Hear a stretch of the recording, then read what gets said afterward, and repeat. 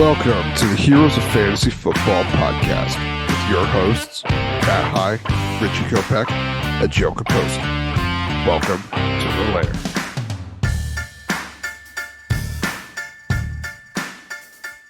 And welcome into the Heroes of Fantasy Football podcast. I'm your host, Matt High.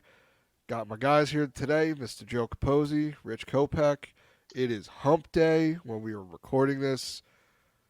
Got another wonderful episode for you guys today. Dynasty, buy lows and sell highs. How are we doing tonight, gentlemen? Grooving, baby, grooving. Having a great day. I mean, it's a little hot out, I would say, but we're getting through it. So it's summer, enjoying every part of summer, right? So it's okay. We're about to hit football season. So what can't you love? I think it's something like 60 days left until week one. It's insane. It came up quick. I feel like we just started, just out of the Super Bowl, just went through free agency, and now, boom, here we are talking about guys for the season and hoping to hit right on some of these players. So it's a wonderful time. How you doing tonight, Joe? I'm grooving just like Richie. Had a barbecue at work today. I'm off tomorrow and Friday, so cheers. Wow. Nice. Wow. Lucky you. Some of us have to go to work tomorrow. Not looking forward to it, but hey, it's the working time. So, all right. So as we said, we're gonna do buy lows, sell highs for Dynasty. This will probably be one of our last Dynasty shows as we transition more into the 2023 season. But got another fun, quick question today. So I'm gonna ask you first, Joe. Which 2023 rookie are you most worried about being a bust?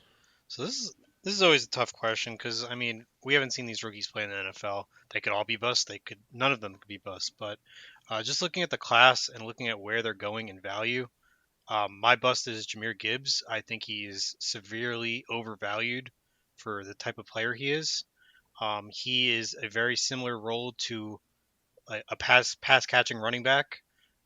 If you look at his 151 college touchdowns, 112 of them came from him going on the outside and missing a tackle or completely on the outside, and only 4 of those touchdowns were inside the 5 yard line, and he's only got 10 inside the 2 or fewer. That is concerning to me, being on the Lions offense where Jamal Williams ate last year with them getting down to the inside the 10 and him running it in. Gibbs isn't that type of player. He's not a power running back. So I don't think he's going to see all those touchdowns that Jamal Williams did. Don't get me wrong, he's going to get fantasy points being on the outside in that receiving role, but I think people are expecting him to be in a Christian McCaffrey role, and I don't think he's going to be the workhorse like Christian McCaffrey is. He's going to be used much less frequency and much more in that just pass catching role, and I don't think he is going to put up the fantasy points where he's being drafted to get. Yeah, I mean, I feel like people are underestimating what David Montgomery can do. You know, he was added to that backfield this offseason, and this is probably going to be his best offensive line he's ever played with, because the Bears were just terrible for a few years, and he was pretty solid. I mean, nothing crazy. I mean, he had a couple really good stretches at the end of the seasons, and really kind of carried his way in. But he's currently on Fantasy Pros ADP for ECR. For Dynasty. Gibbs is the RB7. I feel like that's a little bit high. He's above Ken Walker, Najee, Etienne, Josh Jacobs, Nick Chubb. I feel like it would be team dependent, but I feel like I would take a lot of those guys over him. I don't know how do you view him, Rich? No, same way as you. I definitely would say the couple of guys you just mentioned, I probably would draft over him. But rookies out the gate, I mean, running backs, most of the time, you either see them hit it hard or it takes a little bit. There's really no kind of middle ground of just being good consistently, unless they're just one of those top end breed type of guys that we rarely see. But no, for sure. I mean, I'm gonna go with you guys here. I'm a little skeptical myself on the whole Jameer Gibbs thing. So um, yeah, I'm okay with it. I'm okay with taking him later than most, I guess. Yeah, I mean, he's still going to get points because he's going to catch the ball. So he should be good, especially the first couple weeks with Jameson Williams being sidelined. It's going to be first couple weeks are going to be pretty smash for him. So Hmm. who you got, Rich? Who are you worried about? Well, so I mean, if we're looking at who, I guess the word here is worried, right? So I guess if I'm worried about a player, I guess I'd lean Anthony Richardson. He's being drafted right now, top 3 in super flex leagues and top 10 in single quarterback leagues. And I mean, just really with the range of outcomes that you we could get from him, I guess that's where really my worry comes from. I understand he broke records at the combine and and all that good stuff, but I mean, he has yet to play an NFL snap, so jury's still out for me. Um, I understand overall could end up as a top 5, so I mean, I see the reason for why he's so high. But we have seen some of these athletic type of quarterbacks really not translate to success before. So could be maybe the Trey Lance taste in my mouth that's kind of altering my myself here. But you know, it just gives me worry. Yeah, that's kind of what I in one of our earlier episodes, I kind of brought up the comparison of Trey Lance, a guy coming in with very little college experience and then coming into the NFL, and so far hasn't really been good. I mean, you drafted Trey Lance, so you feel every word of that. So, uh, I don't know. What do you think on Anthony Richardson, Joe? I know his combine set the world on fire, but where do you sit with him? Yeah, I'm in this. I completely agree with Richie. I mean, the fact that he's going top 3 in Superflex and top 10 in single quarterback is crazy to me because there's so many other quarterbacks that have played NFL games and have proven that they can put up fantasy points that I'd rather take over a long shot like Richardson. I get the appeal for him in a dynasty league that he could be something spectacular, but without him proving anything to me, I mean, he's no like Trevor Lawrence like coming out was like, oh, okay, this guy's the goat. Like it's Anthony Richardson. I granted he's a tremendous athletic talent, but that doesn't mean he's going to be a Patrick Mahomes or Lamar Jackson ex quarterback out there on the field. So I'd rather take a safer pick, and there's many other players I'd rather have than Just Anthony Richardson. just just to clarify, it's I'm talking just strictly in rookie drafts of this season of this year. So like that's where he's going Yeah, top 3 and top 10, not just Yeah, I guess overall. There's other way better in a full if we're talking startup, but just in even a in rookie draft. even in rookie only, I'd rather take a safe shot with like Quentin Johnson, Jordan Addison, one of those. They might not be the number one guy, but they're gonna put up consistent fantasy points. Whereas even just taking Bryce Young or C.J. Stroud, I'd feel way better than taking Anthony Richardson without him seeing some NFL play. But I agree with yeah. Rich. Richardson right now is ranked. He's going in Dynasty startups as pick 87. Um, and he's currently ranked as the QB 9 for Dynasty. I feel like Who that's a little ranked bit that? bold for me, Sounds like a Tim but Patrick conspiracy over there. maybe don't be talking about Tim Patrick in a bad way. He's my Oh dude. no, My, he's my Okay, dude. we gotta get you a giant But Tim Patrick poster for your wall. hey, seriously. So we who's might your have guy, him in Matt? the. I think I might have him in the cards, but my guy is going to be a little bit of a chalk pick, but I'm going to do it anyway because I can do what I want. And it's going to be Will Levis. So this one's kind of he's going in as a late first, early second round rookie only draft pick, and you've heard me talk about with a little bit more negativity than I think either of you about the Titans' future, and this is kind of where it is. There was a brief moment where they were there was a lot of people saying, "Oh, Will Levis is going to go 1-on-1 to the Carolina Panthers," and that just did not happen. I think Will They were Levis thinking actually that started that rumor. he might have, and if he did, he made all the sports books tons and tons of cash. So, because everyone was jumping on that because it was like plus 2,000 or something at the beginning, and then it went to like minus 200.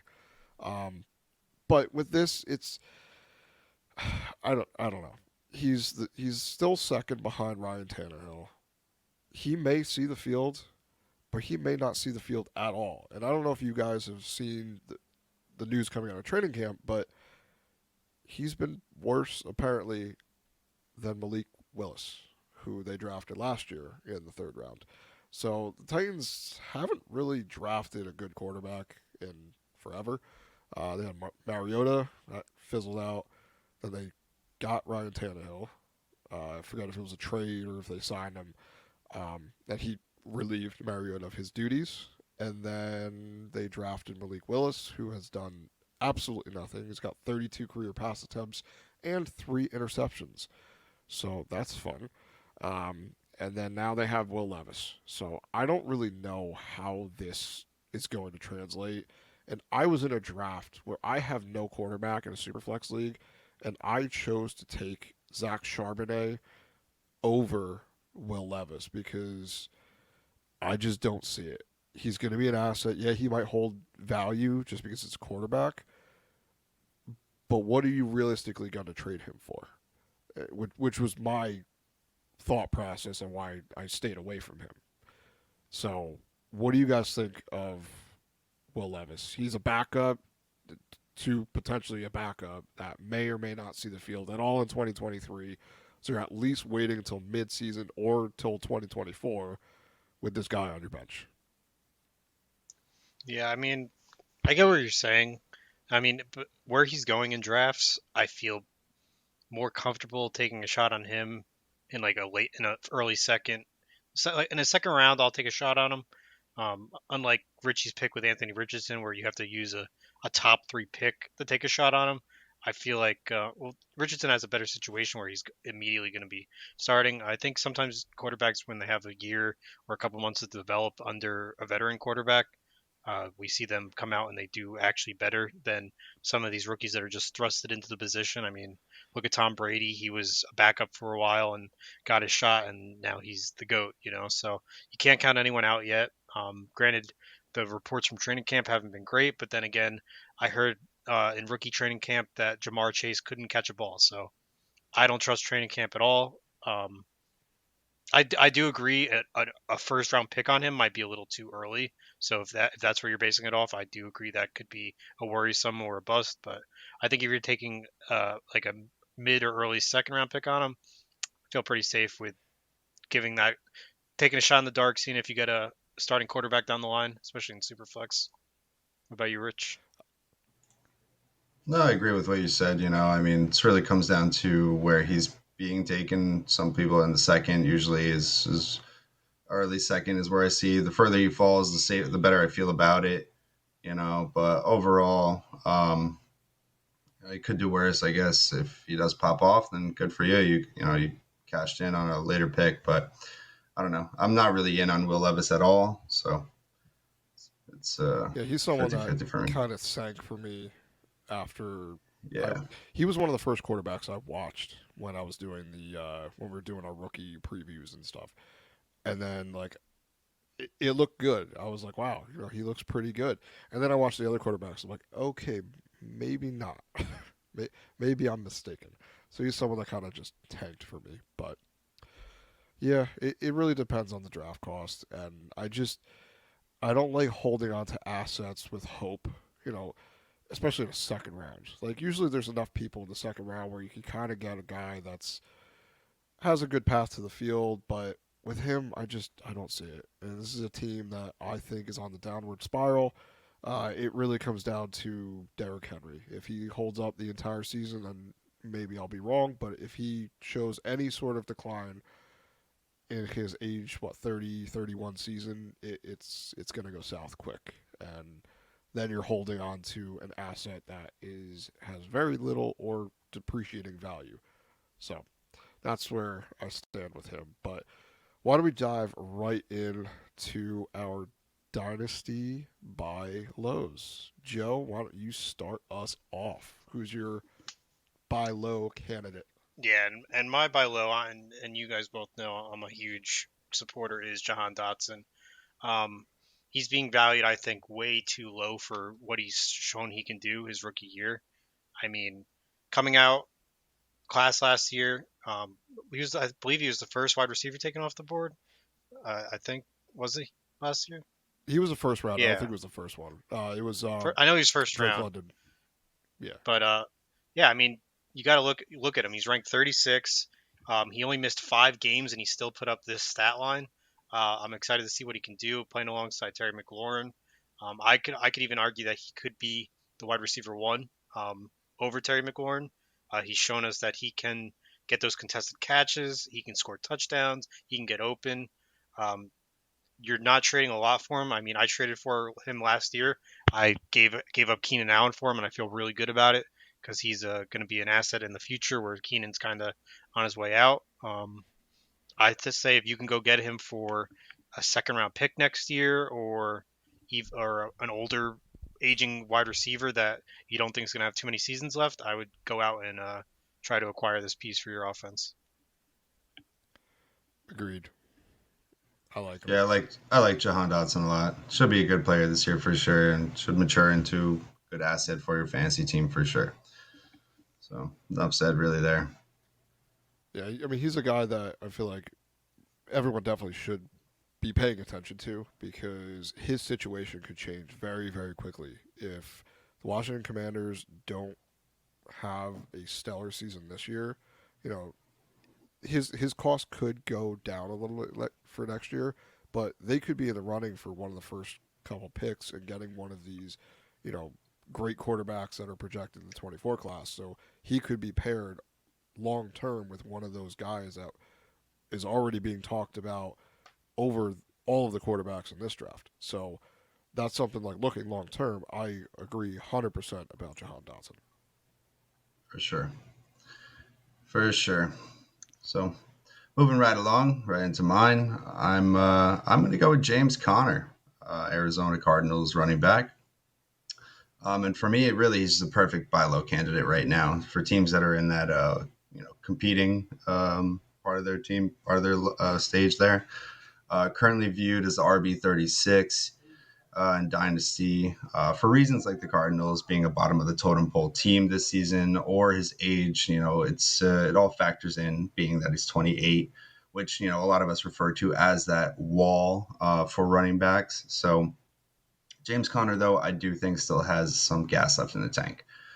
In his last 8 games, he was an RB4 over that span, played nearly for 90% of the snaps. Also, due to the no competition, which, I mean, if you look at it as we're getting into this closer into this season, it looks like we have no competition once again. So why can't he do the same thing if he can stay healthy? I do think he reaches a closer touchdown total to that of the 2 years ago, where he had 15, which was a career high for him. So, I mean, the Cardinals, I think they're going to use up most of that contract that he has left there, or what he has left in the tank this season. And also, I mean, not for nothing, they hired Drew Petzing, which is from the Browns, coming from that run first scheme. I think it's going to benefit Connor. So I think this season should be fine for anyone that has James Conner on their team. Yeah, volume is king in fantasy football. You'll hear every single person talk about that, and it makes a lot of sense. If you get the ball, you get points. So James Conner is going to have as much work as the Cardinals are willing to hand him, and as much as he can take, provided he stays healthy. So I like the pick.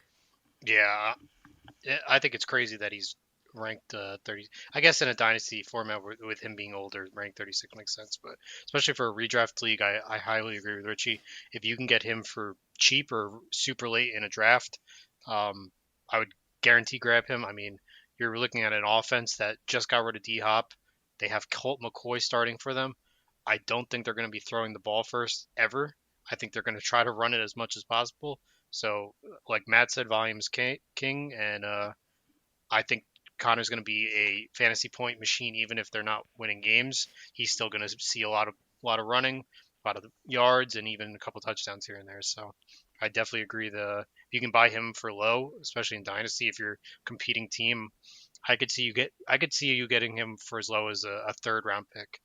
Um, I don't know if you can get much lower than that, but yeah, I would try to go acquire him for sure. Yeah, I mean, especially if you're competing, but if you're competing, you're just trying to get as much depth as possible. So like your picks, you don't care about. You just want a guy that can play the whole season, have some boom games to fill in for bye weeks and stuff, and Connor fits that mold pretty much to a T. So next guy I have here is going to be Mr. Miles Sanders. Currently, Dynasty RB 21. And last year, he did amazing. He was on one of the best, if not the best, offense in football in 2022. That team ran the ball very efficiently, had a lot of scoring opportunities, and I know sometimes that's kind of the where you poke holes, like, oh, look at the offense. A lot of people did it with the Chiefs, with Clyde Edwards-Helaire and everyone. But for this, he signed a big money deal with the Panthers in this offseason. It was 3 years, 30 something million dollars, a lot guaranteed. I think it was like 17 or 18 guaranteed.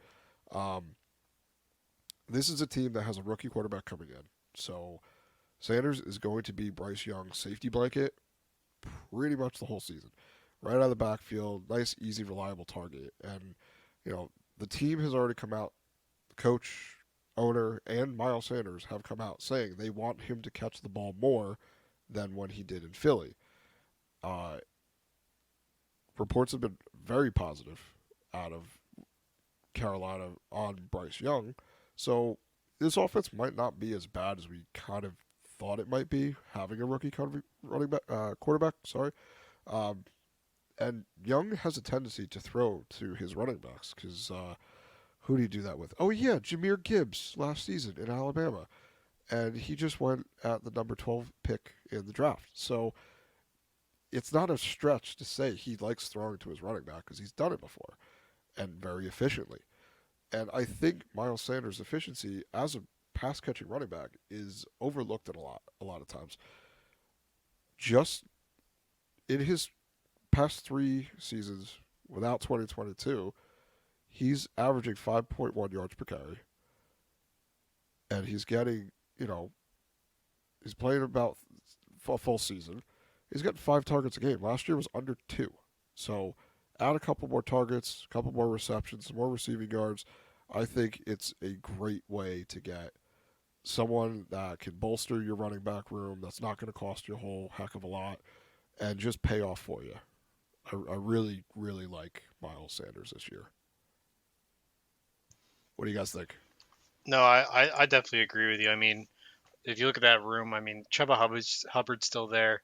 He didn't show us too much last year. And like you said, with a rookie quarterback, especially, they're going to want to give him as much easing into the as possible. So I see them running the ball, even running the ball first. You're going to get Miles Sanders getting those touches, looking for points. Um, and you look at that wide receiver room outside of the addition of Adam Thielen. What is it like DJ Chark and Chinook? Like that's or Marshall Terrace. Like no one that exciting to throw the ball to. So I'd much rather throw it a nice easy pass to Miles Sanders than trying to get it to these two other wide receivers that maybe it's just me personally, but I'm not very high on. So I definitely agree with, especially if you can get him for some low cost. I think has the potential of being a top 15 running back this year. Yeah, I currently have him for this season 2023. I have him ranked as the RB 12. So I'm very bullish on him, and I think he's got a good path to do that. It's not really a stretch to say he could catch 40 balls in this I season. think Last I year think he that's was a little getting high 20 for something. him. I think that's a little You think high, so? but not. Yeah, but either way, I think somewhere between the RB 12 and 21, I think is where he's going to land overall.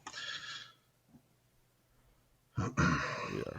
All right. So Joe, why don't you start us off with your sell highs? And gotta say, this one hurts me a little bit personally. So My sell high and is Tony Pollard. Um, he is in an ideal situation right now with Zeke out the door.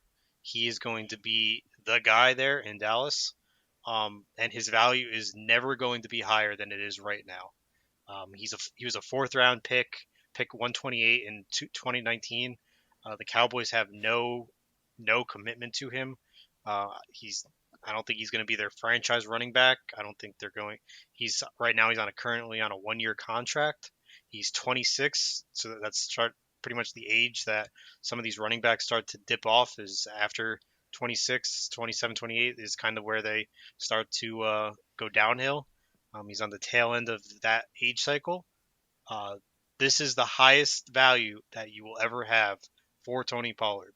If you have Tony Pollard right now, I would highly, unless you need him to compete, I would highly suggest trading him for future draft picks for next year's class, for a younger running back that might in a different scheme.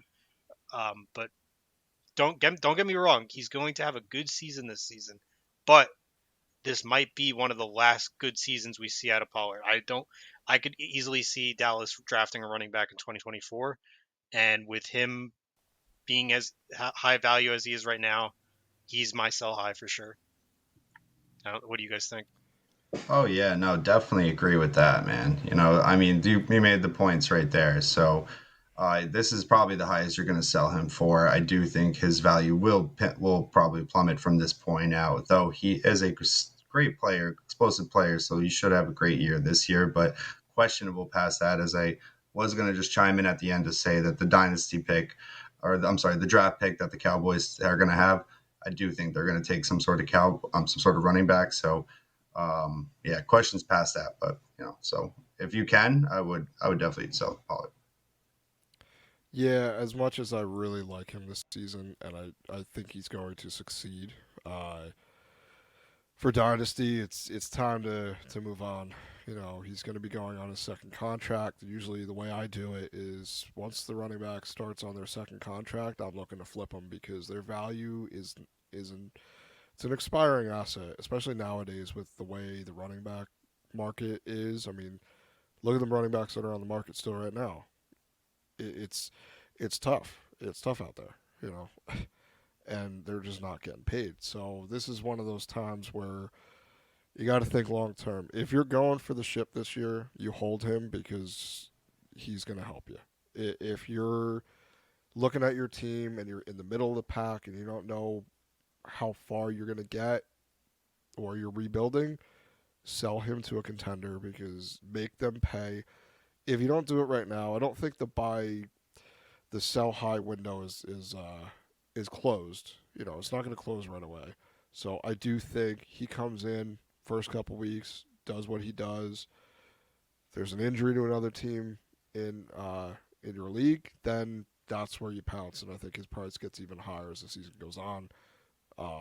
Because he's going to do kind of what he did last year. With hopefully we're all projecting a little bit more, having a more stable role in that offense. So as much as I don't want to agree because I have him and I don't want to sell him, I should probably look at doing so.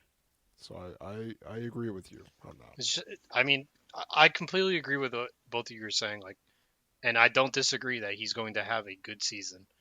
I'm just saying, if I had him right now, I would be selling him at his all-time peak for future key pieces to my team. That's all I'm saying. Yeah, and I agree with that.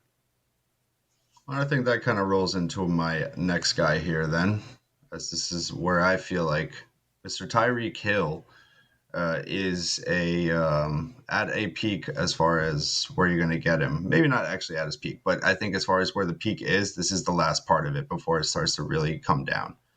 He is 29 right now. I mean, he's ranked within top five wide receivers and top 15 overall in this year's drafts. So I think you'll get another 2, 3 years out of him being a solid wide receiver.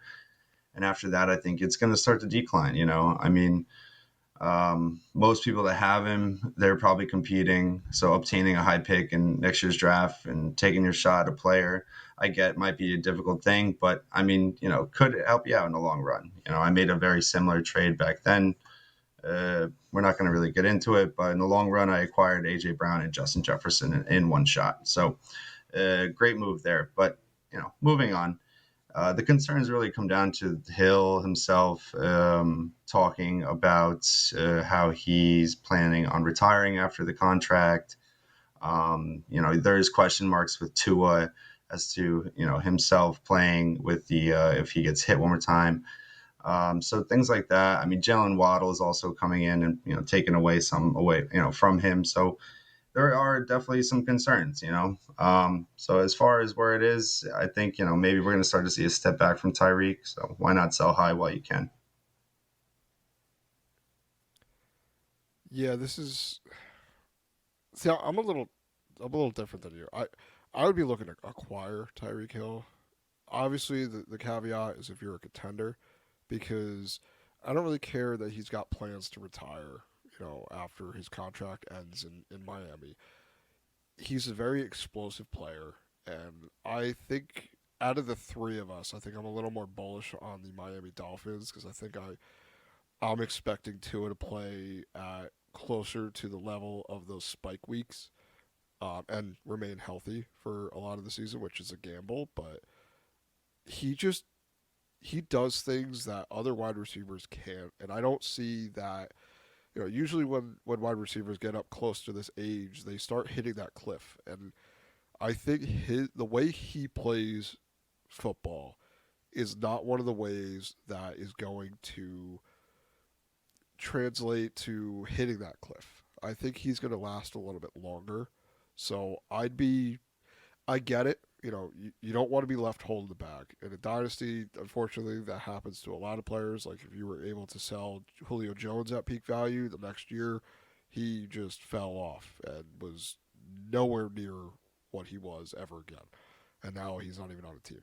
So like I get the concerns, but at the same time, it's Tyreek freaking Hill, man. He's a cheetah.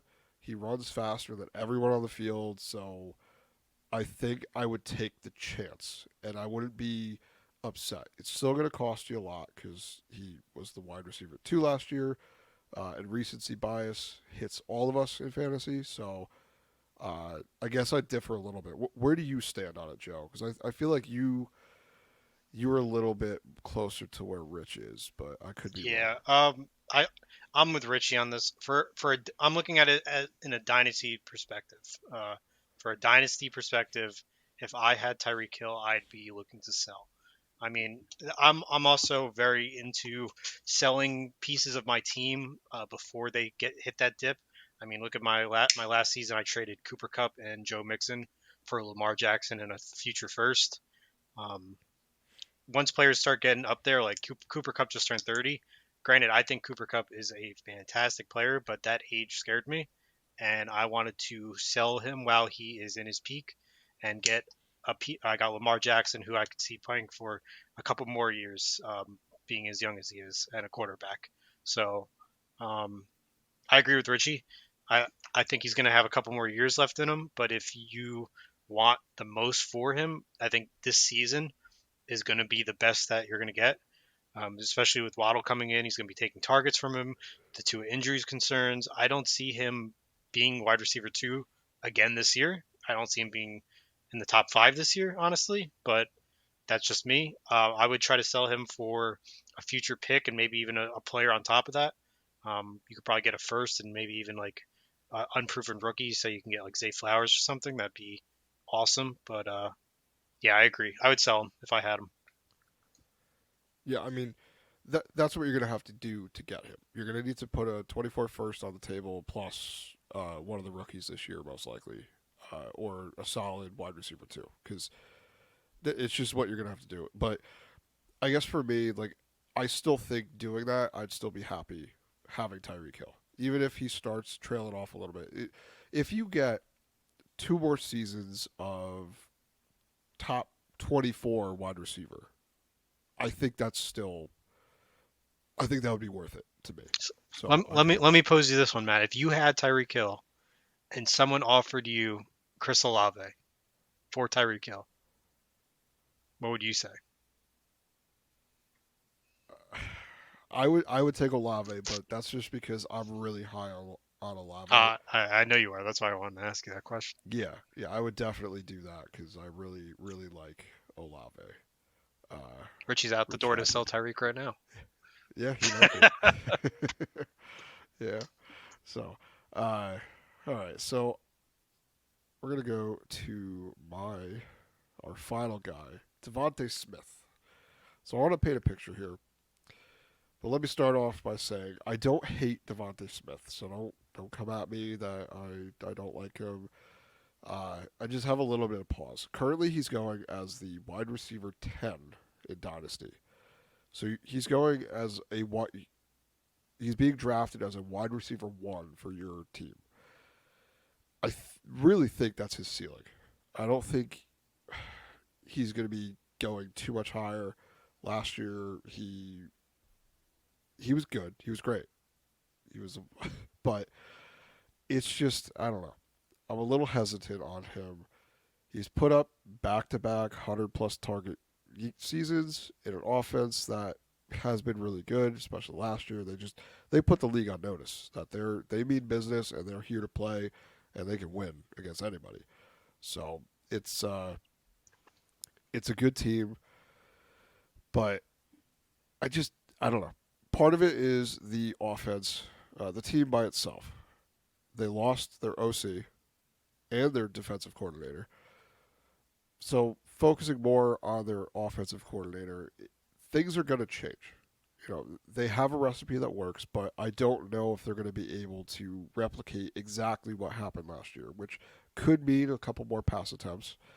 But a lot of it too is his splits with Dallas Goddard on the field and without, which this is something.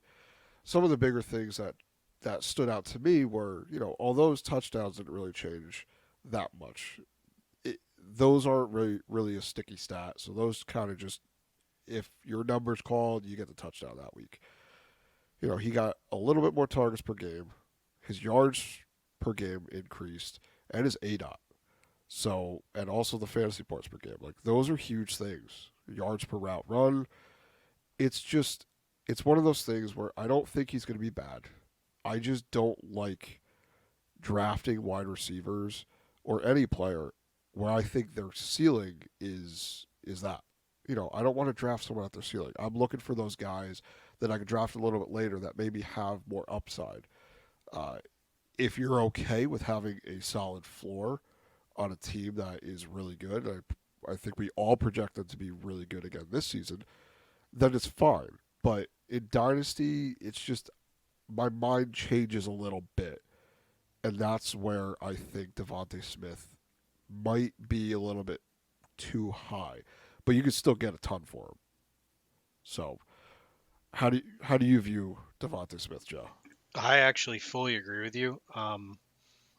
He's not even the wide receiver 1 on the team behind AJ Brown's the wide receiver 1. So um, I I think he's overvalued. I mean, if you look at his last year's stats, I don't know how you go from putting up 26.9 fantasy points to 3.2 the next game. That is a huge dip. He's put and last year he had 3 games with under 5 fantasy points. If that's my wide receiver 1 and you're getting me under 5 fantasy points multiple times in the season, yeah, just like Richie said, get him out of here. Get him out of here. I don't want him. Couldn't agree more. Uh, Couldn't agree I more. need I need I don't care if you're not I don't need you to put up 30 points per game. I'm not expect but I need a consistent steady amount of points every game. I need you to at least get those looks, get those targets and get a couple catches that you're getting me at least 7 to 10 points every week. If you're putting up Yes. 3.2, 3.2, 4.8 for me, I'm losing the week and I'm pissed at you. And that happened. Right. I saw that last week or last season and I was like I don't want to be any part of that. So I agree with you, Matt. I'm not big. Don't get me wrong. I think he's a fantastic player, but his production in fantasy, being on the Eagles with the amount of talent that's around him, is not consistent for me. And I would not pay for what people are asking for him. And if I had him, I would much rather.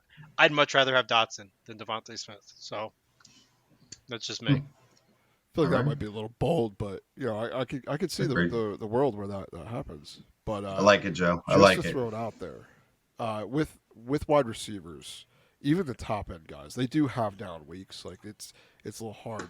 So for example, Justin Jefferson last year had I think 4 or 5 games under 5 fantasy points. But it's it's hard when but you're also okay with Justin Jefferson as your wide receiver one because he was the wide receiver one.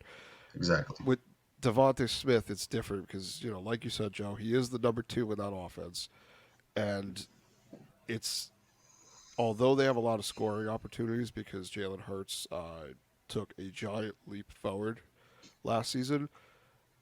AJ Brown cannot be ignored. Dallas Goddard should not be ignored. I feel like a lot of people are, which I think is wrong. He's still a solid playmaker, and it's just kind of one of those things where I'd err on the side of him not living up to the hype just to minimize a little bit of risk. So I feel like that could just be a mindset that I have when I do Dynasty. I look to be a little bit more risk adverse. But again, you got to take a shot. And I do think this season, especially, he will be fine. It's just, I don't like his price tag right now. And he costs a ton. If you try to trade him, like go try to send a first plus a player right now, people, depending on who that player is, they're not doing it. So, but yeah, that's it. Now, one thing I wanted to bring up too, like we didn't really call any quarterbacks at all uh, as a buy or sell or anything, and just looking at some of these quarterbacks in Dynasty, are there any of these guys that you're looking quarterback 15 and lower to acquire? So right now, quarterback 16 is Daniel Jones. These are 16 to 20. Daniel Jones, Kirk Cousins, Jared Goff, Geno Smith, Russell Wilson. Any of those guys you're kind of okay with as as a quarterback on your team? Like, let's say you miss out on the top, 7 or 8 guys. Are you okay with any of those as your quarterback one? No, absolutely not. They all are not quarterback ones. Those are backup quarterbacks that you're. None of these you'll feel comfortable about. These are all your waiver wire pickups that you randomize. Maybe Daniel Jones because he's just at the at the edge of it. But other than that, not. There's nobody there that I feel good about. You're saying below 15, Yeah, so and like 15 to 20. and we're looking So at 16 to 20. standard or PPR scoring. Uh, well, for quarterback, Yeah. doesn't matter. Yeah. Oh, Uh, I mean, you got Jones, Cousins, Goff, Smith, and Russ. For me, I'd be okay having Geno Smith as my one. I think that'd be okay because of the pass catchers around him. They built that team to be as efficient as possible. They put players around him. This season, yeah, in Dynasty, yeah. I mean, none of those guys are down there for a reason, but mainly for this season, I feel like I'd be okay with it. It's not ideal, obviously, because you'd rather have Mahomes or one of those other guys up at the top. But I don't know. I just want to throw it out there, see where you guys think, just because we didn't really talk about quarterbacks. where's Brock Purdy at? Brock Purdy is Yet to be currently seen. Let's continue on. All right, we're done talking about the Niners quarterbacks. Enough. I don't the want to talk quarterback about them. 27 in Dynasty Get him. No, I is don't want. Brock I'm. Purdy. We'll chime in another month from now. Yeah. It might take even more than a month to figure out who's going to be who's throwing slinging the rock. But alrighty, so that was our Dynasty buy low, sell highs. We got a couple good guys in there. Got our points. For the most part, I feel like we agreed on a lot of those guys, and you'll see some of them that are a little bit more hard to believe, but I like those. We got a couple more things coming the next couple months. We're going to be doing some mock drafts. We got our website. We're updating the rankings for 2023. We have our Twitter account, website, YouTube. Share, like, subscribe. Really help us out. Comment on the video. If you have any questions, please go to our website and do the submit a question button. We'd love to hear any of your issues that you're having in leagues that you want some advice on. We're here. Anything else you guys would like to add before we head out of here? Give whatever you can get for Tim Patrick before it's too late. I love He's y'all. gonna end up Have a having good, to be a my guy. I'm just kidding. Yeah. have a good night. That's all I got to say. I love me some Tim Patrick. So, all right, everyone. Until the next episode, enjoy the rest of your week.